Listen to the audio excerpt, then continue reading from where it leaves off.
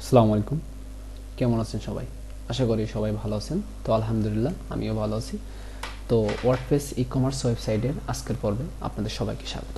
তো গত পর্বে আমরা ডাটাবেস ক্রিয়েট করেছি, ওয়ার্ডপ্রেস ইনস্টল করেছি, সেটা লোকাল সার্ভারে। আর আমি লোকাল সার্ভারে কাজ করতেছি। যারা লাইভ সার্ভারে করবেন ভালো, সমস্যা নেই। অনেকে আমার ভিডিও টিউটোরিয়াল দেখে যারা শিখতেছেন তারা অবশ্যই সবাই বিগিনার আমি মনে করি। তো এই বিগিনার পর্যায়ে ডোমেন হোস্টিং কেনাটা একদমই বোকামি। আপনি নতুন পর্যায়ে কাজটা শেখেন, দেন তারপর আমি যখন সাজেস্ট করব তখন আপনারা ডোমেন হোস্টিং কিনবেন। কারণ আপনারা অবশ্যই কন্টিনিউ আমার সাথে সবাই যোগাযোগ রাখবেন, আমার ফেসবুক গ্রুপে, আমার ইউটিউব চ্যানেলে কমেন্টস বক্সে, ইভেন আমার কন্ট্যাক্ট নম্বর আমার সাথে কথা বলতে পারেন। তো আপনার পরিবেশ পরিস্থিতি বলবেন, আপনি যে প্রজেক্টটা আমার সাথে সাথে করছেন সেগুলো আমাকে দেখাবেন, দেন তখন আমি বলবো যে আপনি ডোমেন হোস্টিং কেনেন, স্টেপ বাই স্টেপ আগান। আদারওয়াইজ এখন ডোমেন হোস্টিং কিনে আপনাদের প্র্যাকটিস করা একদমই বোকামি হবে। কারণ আমিও বিগিনার পর্যায়ে প্রথম ডোমেন হোস্টিং কিনেছি, অনেক টাকা লস করেছি। আমি তখন জানতাম না এবং প্রপারলি গাইডলাইন কোথা থেকে পাইতাম না। নিজে নিজে ইউটিউব থেকে যা শিখতাম সেটা আমি ফলো করার চেষ্টা করতাম। তো আমি সেই অভিজ্ঞতা থেকে বলছি, আপনারা প্রথম পর্যায়ে আমার সাথে শেখেন, দেন তারপর আমি যখন সাজেস্ট করব তখন আপনারা ডোমেন হোস্টিং কিনেন। তখন আপনারা নিজেরাই বুঝে যাবেন যে আপনার কোন সময় আপনার ডোমেন হোস্টিং কেনার প্রয়োজন কি প্রয়োজন না। তো যাই হোক, এখন আমরা থিমটা ইনস্টল করব কিভাবে সেই প্রসেসটা দেখব। তো দেখেন, আমাদের এটা হচ্ছে ওয়ার্ডপ্রেস ড্যাশবোর্ড। এটাকে ব্যাক পার্ট বলা হয়, এটাকে ফ্রন্ট পার্ট বলা হয়। অনেকে অনেক কোম্পানিতেই নিয়োগ দেখতে পান যে ওয়েব ডিজাইনের front part developer, web design back part developer.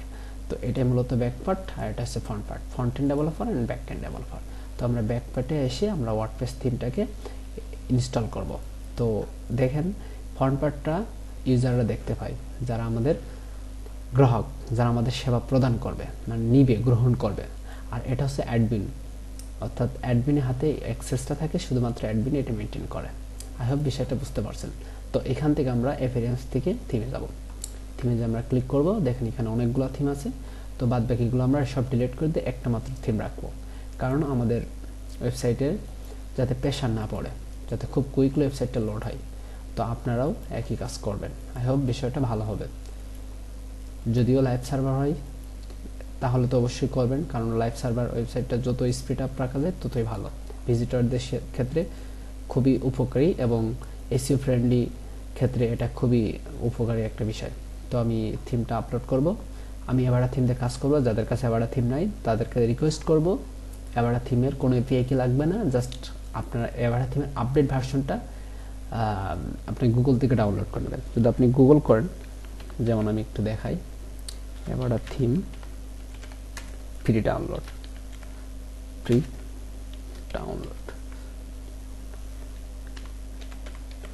Link, যদি আমি এটা লিখে গুগল করি তাহলে দেখবেন অনেকগুলো ওয়েবসাইট গুগল আমাকে সাজেস্ট করবে। তো আপনি ঘেটে ঘেটে, আমার নেট চলে গেছে, আমি এক্সট্রিমলি সরি। তো দেখেন এখানে আমার নেটটা চলে গিয়েছিল, তো আমি দুঃখিত। তো এখানে এই লিঙ্কটা এই কিওয়ার্ডটা লিখলে এখানে অনেকগুলো লিঙ্ক আমাদের ওয়েবসাইটে আমাদেরকে সাজেস্ট করছে। তো আপনি এখান থেকে ঢুকে যে কোনো একটা ওয়েবসাইট থেকে ডাউনলোড করে নেবেন। আই হোপ বিষয়টা বুঝতে পারছেন। তো আমরা এখান থেকে ওয়েবসাইটটা থিমটা এখান থেকে আপলোড করব। তো এখান থেকে যদি আমরা থিমটা আপলোড করি তাহলে আমাদেরকে একটা সমস্যা দেখা দেবে, সেটা হলো আমাদের ওয়ার্ডপ্রেস ড্যাশবোর্ডের মেমোরি লিমিটটা কম থাকে। যেমন আমি দেখাই, দেখেন অনলি 2 MB। তো এইভাবে আমাদের এখান থেকে ডাউনলোড আপলোড করা যাবে না। তো আমরা অন্য একটা ওয়েতে আপলোড করব। তো এখানে মেমোরি লিমিটটা কিভাবে বাড়াতে হয় আমি কিছুদিন আগে একটা ভিডিও দিয়েছি, এবার থিমের আপডেট ভার্সন নিয়ে, একটু কষ্ট করে দেখে আসবেন, আই হোপ বিষয়টা বুঝতে পারবেন। ঠিক আছে, তো আমরা অন্যভাবে আমি এখানে থিমটা নিয়ে আসবো। তো সেটা হলো আমরা ইসে যাব, আমাদের থিম ডিরেক্টরি, অর্থাৎ যেখানে থিম আছে সেখানে যাব। তো দেখেন, আমি যদি ওই ডিরেক্টরিতে থিমটা আনি তো এখানে শো করবে। তাহলে কিভাবে আমি করবো এই কাজটা? তো আমি অন্য ট্যাবগুলো কেটে দিই সব।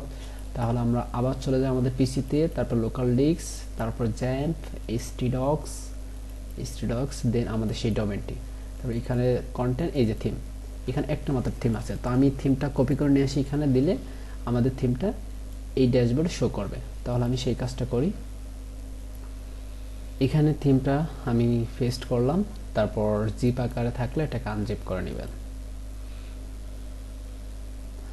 আমি থিমটা আনজিপ করেছি এবার জিপ ফাইলটা আমি ডিলিট করে দেব জাস্ট তারপর আমি চলে আসলাম আমাদের এখানে ড্যাশবোর্ডে ফ্রন্ট পার্টে ব্যাক পার্টে সরি আসার পর থিমসে আমি ক্লিক করলাম ক্লিক করার পর আমরা এখানে দুইটা থিম দেখতে পাবো এই যে একটা তো আমি এখানে একটু ক্লিক করি এই যে এটা ভার্সন এটা চলছে এটা ওল্ড ভার্সন মেবি তো দেখি আগে অ্যাক্টিভ করে যদি ওল্ড ভার্সনে এটা আমি ডিলিট করে দিই আপডেট ভার্সনটা নিয়ে আসবো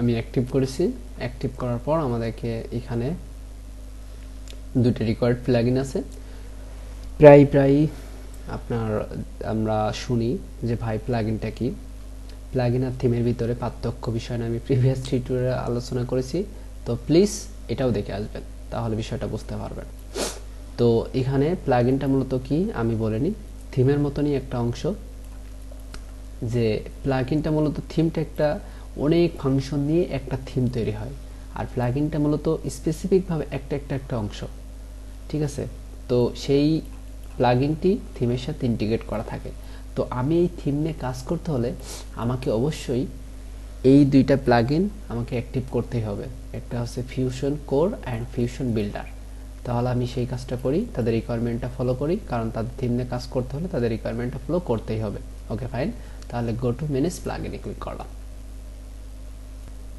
ক্লিক করার পর এখানে অনেকগুলো প্লাগইন আছে আমাদের যেটা যে দুইটা রিকোয়ার্ড সেই দুইটা নিয়ে আমরা কাজ করব আমাদের বাদবাকিগুলো যখন প্রয়োজন হবে তখন সেটা আমরা ইনস্টল করে কাজ করব তো ওকে ফাইন আমাদের এটা রিকোয়ার্ড আমি এখানে ক্লিক করলাম আমাদের এটা সাকসেসফুলি ইনস্টল হয়ে গেছে তাহলে আমরা এটা রিটার্ন টু আবার প্লাগইন অপশনে চলে যাই এখন আমাদের সেকেন্ডটা অ্যাক্টিভ করার জন্য অনুমতি দিতে বলছে ওকে ফাইন আমি সেকেন্ডটাতে ক্লিক করলাম তো আমাদের এটা এরর দেখিয়েছে তো আমরা আবার পুনরায় চেষ্টা করব সরি আমরা আবার চলে যাই প্লাগইন অপশনে ইনস্টল প্লাগইনে ক্লিক করি তারপর আবার ক্লিক করলাম I have second time click করলে এটা হয়ে যাবে তো দেখেন আমাদের আবার সেম প্রবলেম তো আমি ফার্স্ট টাইম লক্ষ্য করছিলাম না এটা হচ্ছে আমাদের মেমোরি লিমিটের কারণে তো আমাদের মেমোরি লিমিটটা বাড়াতে হবে তো চলুন আমি দেখাই দিই মেমোরি লিমিট কিভাবে বাড়াতে হয় তো মেমোরি লিমিটটা বাড়াতে হলে আমাদের আরেক কাজ করতে হবে সেটা হলো আমরা আবার চলে যাব আমাদের পিসিতে তারপর লোকাল ডিস্ক জ্যাম্প তারপর stdocs তো এই লোকেশনটুকু আপনারা ভালো করে মাথায় খেয়াল রাখবেন যাতে আপনাদের গোলায় না যায় বারবার দেখবেন দরকার ভিডিওটি তো আমরা এখানে চলে আসলাম আসার পর এই stdocs ফাইলটি আমরা যে কোনো একটা কোডিং এডিটর দিয়ে আমরা একটাকে ওপেন করব তারপর নো আমাদের আপডেট দরকার নেই তারপর আমার ইউটিউব চ্যানেলে ভিডিওতে চলে যাই আমি কোডগুলো নিয়ে আসি তো আমি অত্যন্ত দুঃখিত আমার নেটের প্রবলেমের কারণে ইউটিউব চ্যানেলে থেকে কোডগুলো কালেক্ট করার প্রসেসটা দেখাতে পারলাম না তো আমার কাছে এক্সট্রা ছিল তো সেই ফাইলটা থেকে আমি দেখাচ্ছি কিভাবে কাজটা করবেন তো আমি এখানে রাখছি কোডটুক এই যে জাস্ট এই কোডটুক তো আপনারা দেখে দেখে টাইপিং করে নিতে পারেন তো প্রবলেম না তো একই বিষয় তো আমি চলে আসি আমাদের মেন ইয়েতে ফাইল লোকেশনে চলে যাই তারপর stdocs তারপর আমাদের কোনটা আমাদের এইটা তো এটা আমাদের এখানে ডাবল হয়ে গেছে তো আমরা এটা ডিলিট করে দিই তো এখানে আসার পর দেখে আসে আমাদেরটা কিনা হ্যাঁ এবার এটা আমাদের ওকে আমরা এই ফাইলটাকে ওপেন করব আমি আগে বলছিলাম আবার বললাম এই ফাইলটা ওপেন করার পর এই যে এইখানে একটা স্পেস দিবেন তারপর এই কোডটুকু এখানে পেস্ট করে জাস্ট সেভ দিবেন তারপর এখানে দেখবেন আমি একবার আগে করছিলাম তো দেখেন এখানে এই দেখেন ফাইল সাইজটা এখানে 64 ঠিক আছে তখন 2 ছিল তো আমি যদি এখান থেকে বাড়িয়ে দিই যেমন 124 দিই 124 বাই 124 দিয়ে সেভ দিয়ে আমি যদি এখানে এটাকে আবার আরেকটা রিলোড দিই তাহলে দেখবেন এখানে যে বেড়ে গেছে ঠিক আছে তো এবার আমরা চলে যাই আমাদের গো টু ইনস্টল প্লাগইনে দেখি এবার আমাদের কি হয় ওকে আমি আবার ইনস্টলে ক্লিক করলাম তো এখানে কি দেখাচ্ছে আনএক্সেপ্টেড এরর সেটিং সামথিং এপিআই ও সরি এখানে আমার নেট কানেকশন চলে গেছে, তো এই জন্য প্রবলেমটা দেখাচ্ছে। ঠিক আছে, তো নেট কানেকশন থাকলে এই প্রবলেমটা দেখাতো না।